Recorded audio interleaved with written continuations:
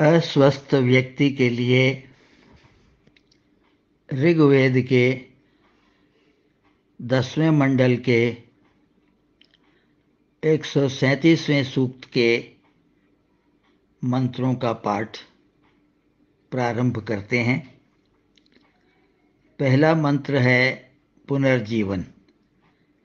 ओम उत देवा अवहितं देवा उन्नयथा पुनः उतागष्ट कृशं देवा देवा जीवयथः पुनः। शरीर में सब देवताओं का वास है। सूर्य इसमें चक्षु रूप से, तो वायु प्राणों के रूप से तथा अग्नि वाणी के रूप से रह रही है। इसी प्रकार अन्य देव भी भिन्न भिन्न रूपों में यहाँ रहते हैं। इन बाह्य देवों का अंतर देवों से मेल बना रहे तो मनुष्य स्वस्थ होता है, अन्यथा अस्वस्थ। चंद्रमा मन रूप से रहता है। इनकी अनुकूलता के न रहने पर मन विकृत हो जाता है और उसमें अशुभ वृत्तियां पनपने लगती हैं।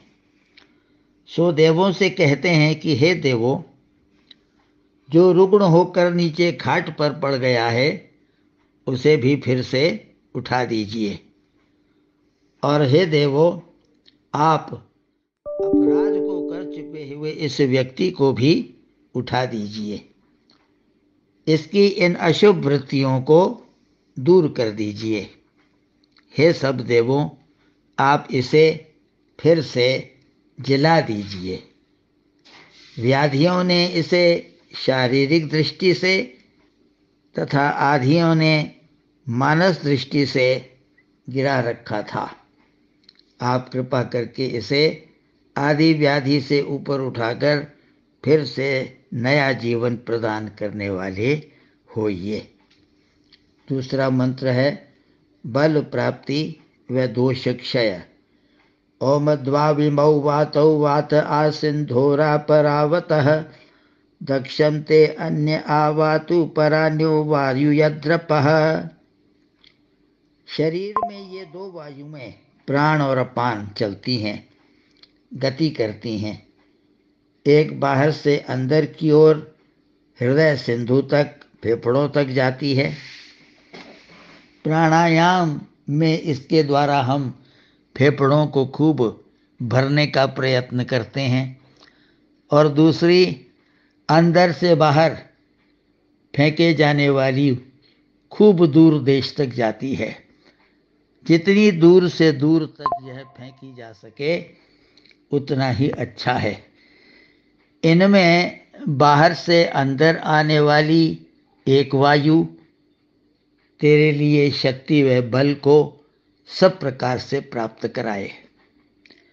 वायुमंडल की अम्लजन अंदर आती है और स्वास्थ्य बल को देने वाली होती है। दूसरी अंदर से बाहर फेंके जाने वाली जो भी शरीर में दोष हों उसे दूर कर देती है। अंदर से बाहर आने वाली कार्बन द्विऔषधिय वायु शरीर के दोषों को बाहर कर रही होती है। अम्लजन अंदर जाती है और कार्बन द्विऔषधिय बाहर आती है। इस प्रकार यह प्राणायाम बल देता है और शरीर के दोषों को दूर करता है। तीसरा मंत्र है भेषज प्रापक वात। ओम आवात वाहि भेषजं विवात वाहि यद्रपः त्वं हि विश्व भेषजो देवानाम दूत ईयसे। प्राणायाम के द्वारा अंदर प्राप्त कराए जाने वाली वायु, तू रोगों के औषध को हमें प्राप्त करा। और हे बाहर फेंके जाने वाली वायु, तू जो भी दोष हैं उसे बाहर ले जा। हे वायु, तू ही सब रोगों की औषध है। वस्तुतः सब देवों का दूत बनकर हे वायु, तू गति करती है। वायु सब देवों की अधिष्ठान को ठीक बना देती है और अधिष्ठानों के ठीक होने से देवों का वहाँ उपस्थान होता है। इस प्रकार यह वायु देवों का दूत बनती है। वह आती है, सब स्थानों को ठीक कर देती है और सब देव ठीक से अपने अपने स्थान पर आकर सुशोभित होते हैं। यही पूर्ण स्वास्थ्य की स्थिति है। चौथा मंत्र है वैद्य का प्राकथन।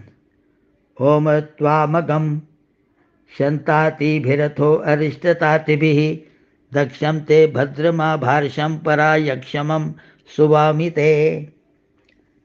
वैद्य रोगी के पास आता है और कहता है कि मैं तेरे समीप आया हूँ इन रोग की शांतिकारक औषधियों के साथ और निश्चय से अहिंसा का विस्तार करने वाली औषधियों के साथ। बस मैं आ गया हूँ और तेरे लिए कल्याण व सुख के देने वाले बल को प्राप्त कराता हूँ और तेरे रोग को दूर करता हूँ। इस प्रकार वैद्य रोगी को उत्साह की प्रेरणा देकर उत्साहित करता है, उसे स्वस्थ मन का बनाकर निरोग बनाने के लिए यत्नशील होता है।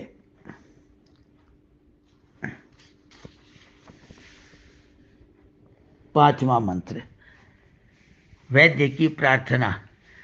ओम त्रायं ताम्य देवस्त्रायं तामरुतो गणः त्रायं ताम विश्वा भूतानि यथा यमरप असत।